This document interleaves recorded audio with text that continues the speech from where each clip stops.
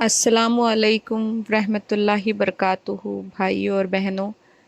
اس video میں ہم ترجمہ کریں گے یا اردو ٹرانسلیشن کریں گے سورہ مزمل کی۔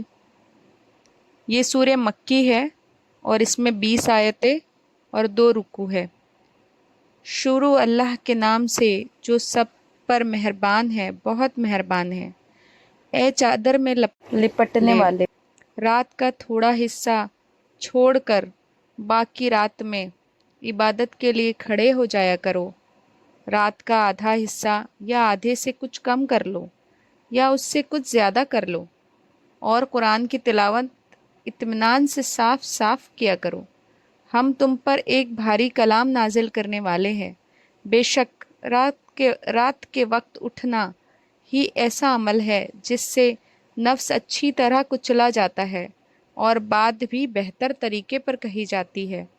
دن میں تو تم لمبی مصروفیت میں روا دوا رہتے ہو، اور اپنے پروردگار کے نام کا ذکر کرو اور سب سے الگ ہو کر پورے کے پورے اسی کے ہو رہو۔ وہ مشرق و مغرب کا مالک ہے، اس کے سوا کوئی معبود نہیں، اسی لیے اسی کو کارساز بنا لو، اور جو باتیں یہ کافر لوگ کہتے ہیں ان پر صبر سے کام لو اور خوبصورتی کے ساتھ اس سے کنارہ کر لو۔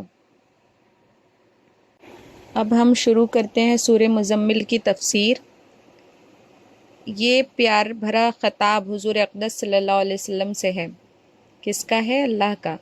جب آپ پر پہلی بار غار حرا میں جبرائیل علیہ السلام وحی لے کر آئے تھے تو آپ پر نبوت کی ذمہ داری کا اتنا بوجھ ہوا کہ آپ کو جاڑا لگنے لگا، سردی لگنے لگی، اور جب آپ اپنی اہلیہ حضرت خدیجہ رضی اللہ تعالیٰ عنہا کے پاس تشریف لے گئے تو یہ فرما رہے تھے کہ مجھے چادر میں لپیٹ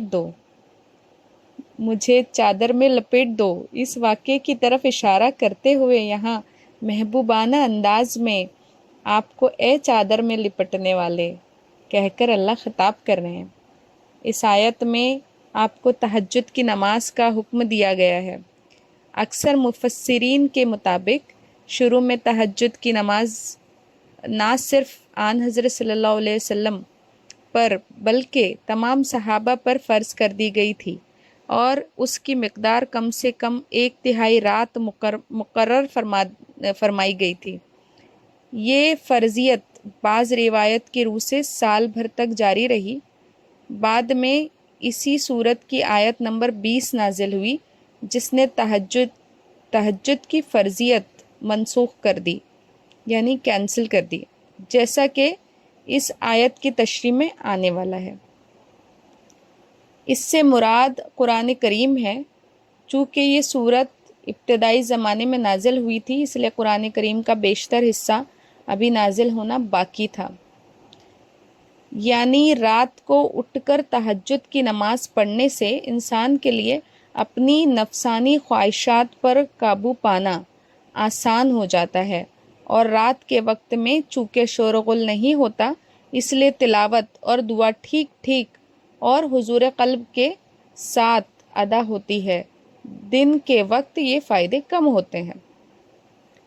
یعنی دن کا وقت چونکہ دوسرے کاموں میں مصروفیت کا وقت ہوتا ہے، اس لیے اس میں اتنی دل جمعی کے ساتھ عبادت مشکل ہے۔ ذکر میں دونوں باتیں داخل ہے، زبان سے اللہ تعالیٰ کا ذکر بھی اور دل سے اللہ تعالیٰ کا دھیان رکھنا بھی۔ اور سب سے الگ ہونے کا مطلب یہ نہیں ہے کہ دنیا کے سارے تعلقات چھوڑ دو، بلکہ مطلب یہ ہے کہ ان سارے تعلقات پر اللہ تعالیٰ کے تعلق کو غالب رکھو۔ سب کے ساتھ تعلق رکھتے ہوئے ان تعلقوں کے اوپر اللہ تعالیٰ کے تعلق کو رکھو، یہاں تک کہ دنیا کے تعلقات بھی اللہ تعالیٰ ہی کے احکام کے مطابق اور اسی کے حکم کی تعمیل میں ہونے چاہیے۔ اس طرح وہ تعلقات بھی اللہ ہی کے لیے ہو جاتے ہیں۔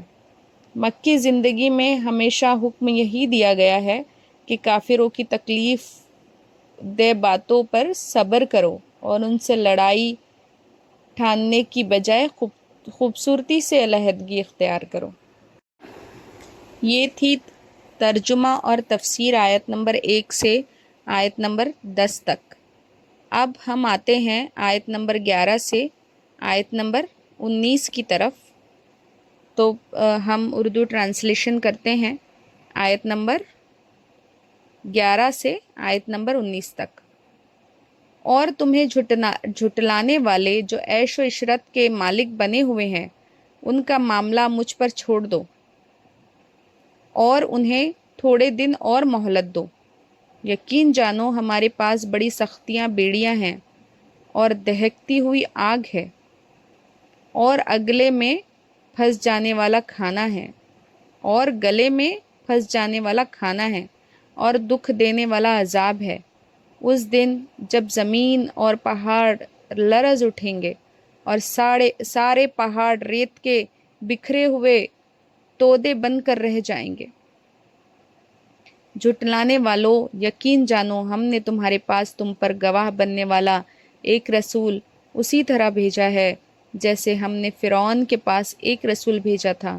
پھر فرعون نے رسول کا کہنا نہیں مانا تو ہم نے اسے ایسی پکڑ میں لے لیا جو اس کے لیے زبردست وبال تھی۔ اگر تم بھی نہ مانے تو پھر اس دن سے کیسے بچو گے جو بچوں کو بوڑھا بنا دے گا اور جس سے آسمان پھٹ پڑے گا۔ اللہ کے وعدے کو تو پورا ہو کر رہنا ہے۔ یہ ایک نصیحت کی بات ہے۔ اب جو چاہے اپنے پروردگار کی طرف جانے والا راستہ اختیار کر لے۔ آیت نمبر 20 سورہ مزمل کی ایک بہت بڑی آیت ہے، اسی لیے اس کا ترجمہ اردو ٹرانسلیشن الگ سے کیا جا رہا ہے۔ اب ہم اس کا ٹرانسلیشن کریں گے آیت نمبر 20 کا۔ اے پیغمبر، تمہارا پروردگار جانتا ہے کہ تم 2/3 رات کے قریب اور کبھی آدھی رات اور کبھی 1/3 رات تہجد کے نماز کے لیے کھڑے ہوتے ہو، اور تمہارے ساتھیوں میں سے بھی ایک جماعت ایسا ہی کرتی ہے، اور رات اور دن کی ٹھیک ٹھیک مقدار اللہ ہی کی مقرر فرماتا ہے۔ اللہ ہی مقرر فرماتا ہے، اسے معلوم ہے کہ تم اس کا ٹھیک حساب نہیں رکھ سکو گے، اس لیے اس نے تم پر عنایت فرما دی ہے۔ اب تم اتنا قرآن پڑھ لیا کرو جتنا آسان ہو۔ اللہ کو علم ہے کہ تم میں کچھ لوگ بیمار ہوں گے اور کچھ دوسرے ایسے ہوں گے جو اللہ کا فضل تلاش کرنے کے لیے زمین میں سفر کر رہے ہوں گے، اور کچھ ایسے جو اللہ کے راستے میں جنگ کر رہے ہوں گے۔ لہٰذا تم اس قرآن میں سے اتنا ہی پڑھ لیا کرو جتنا آسان ہو، اور نماز قائم کرو اور زکوٰۃ ادا کرو اور اللہ کو قرض دو، اچھا والا قرض، اور تم اپنے آپ کے لیے جو بھلائی بھی آگے بھیجو گے اسے اللہ کے پاس جا کر اس طرح پاؤ گے کہ وہ کہیں بہتر حالت میں اور بڑے زبردست ثواب کی شکل میں موجود ہے۔ اور اللہ سے مغفرت مانگتے رہو، یقین رکھو کہ اللہ بہت بخشنے والا، بہت مہربان ہے۔ یہ ہماری 20 آیت کا ترجمہ ختم ہوا۔ اب ہم تفسیر بیان کریں گے۔ یہ آیت اوپر کی آیت سے کم از کم 1 سال بعد نازل ہوئی، اور اس کے ذریعے تہجد کے حکم میں آسانی پیدا فرمائی گئی۔ جیسا کہ اوپر ذکر ہوا، شروع میں 1/3 رات کی مقدار تہجد پڑھنا ضروری تھا، لیکن چونکہ گھڑیوں وغیرہ کا رواج نہیں تھا، اس لیے آن حضرت صلی اللہ علیہ وسلم اور صحابہ کرام رضی اللہ تعالیٰ عنہم احتیاط کے پیش نظر 1/3 رات سے کافی زیادہ مقدار تہجد پڑھنے میں گزارتے تھے، کبھی آدھی رات، کبھی 2/3 کے قریب۔ مطلب یہ ہے کہ دن اور رات کی ٹھیک ٹھیک مقدار چونکہ اللہ تعالیٰ ہی مقرر فرماتے ہیں، اسی لیے اسے معلوم ہے کہ تم لوگوں کے لیے 1/3 رات کا حساب رکھنا بھی مشکل ہے اور اس عمل کو نبھانا بھی۔ اس لیے اب جب کہ ایک مدت تک تم نے یہ مشقت اٹھا لی ہے اور اس کے ذریعے تمہارے اندر جو صفات پیدا کرنی مقصود تھی وہ بڑی حد تک حاصل ہو گئی ہے، اس لیے اب اللہ تعالیٰ نے تہجد کی فرضیت کو ختم فرما دیا ہے۔ اس سے مراد تہجد کی نماز میں قرآن کریم پڑھنا ہے، اور مطلب یہ ہے کہ اب نہ تو تہجد کی نماز فرض ہے اور نہ اس کی کوئی خاص مقدار مقرر ہے۔ اب بھی وہ مستحب ضرور ہے، لیکن جتنا آسانی سے پڑھ سکو پڑھ سکتے ہو۔ واضح رہے کہ اگرچہ تہجد کا افضل طریقہ یہ ہے کہ انسان رات کو سونے کے بعد آخر رات میں بیدار ہو کر تہجد پڑھے، لیکن اگر کوئی ایسا نہ کر سکے تو عشاء کے بعد کسی بھی وقت صلاۃ اللیل کی نیت سے نماز پڑھ لینے سے بھی اس نماز کی فضیلت حاصل ہو سکتی ہے۔ یعنی تجارت یا روزگار حاصل کرنے کے لیے سفر کر رہے ہوں گے، مطلب یہ ہے کہ اللہ تعالیٰ کو معلوم ہے کہ آئندہ تمہیں بہت سے ایسے حالات سے سابقہ پڑے گا جن میں رات کے وقت اتنی لمبی نماز کا نبھانا مشکل ہو جائے گا، اس لیے اب وہ فرض نہیں رہی۔ اس سے مراد 5 وقت کی فرض نماز ہے۔ اس سے مراد صدقہ دینا اور دوسرے نیک کاموں میں خرچ کرنا ہے۔ اسے مجازی طور پر قرض اس لیے فرمایا گیا ہے کہ اللہ تعالیٰ نے آخرت میں اس کے اجر و ثواب کا وعدہ فرمایا ہے، اور اچھا والا قرض کا مطلب یہ ہے کہ اس میں نیت صرف اللہ تعالیٰ کی خوشنودی حاصل کرنا، دکھاوا وغیرہ مقصود نہ ہو۔ الحمدللہ سورہ مزمل کی اردو ٹرانسلیشن، ترجمہ اور مکمل تفسیر ختم ہوئی۔ اللہ تعالیٰ قبول فرمائے آپ کے سننے کو بھی اور میری کوششوں کو بھی، کیونکہ یہ بہت بڑا کام ہے، اللہ تعالیٰ کا کلام ہے، اس کو سمجھنا ہے۔ میرا ویڈیو بنانے کا صرف یہی مقصد ہے بھائیوں اور بہنوں، کہ ہم سب مل کر سمجھیں کہ اللہ تعالیٰ اپنے کلام میں کیا کہہ رہے ہیں۔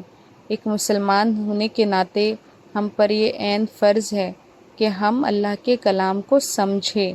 ہماری زبان الگ ہے، لیکن اللہ تعالیٰ نے ہمارے لیے ہی یہ کلام بھیجا ہے، یہ اللہ کا کلام ہے۔ تو امید ہے کہ آپ کو سمجھ آئی ہوگی تفسیر۔ اگر کوئی چیز آپ کو نہیں سمجھ میں آتی ہے تو آپ پلیز کمنٹ کر کے بتائیں، تاکہ ہم اپنے ویڈیو کو امپروو کر سکیں انشاءاللہ۔ اللہ تعالیٰ ہم سب کو اپنا کلام سیکھنے کی اور سمجھنے کی اور اپنی زندگیوں میں اس کو عمل میں لانے کی توفیق عطا فرمائے۔ آمین ثم آمین۔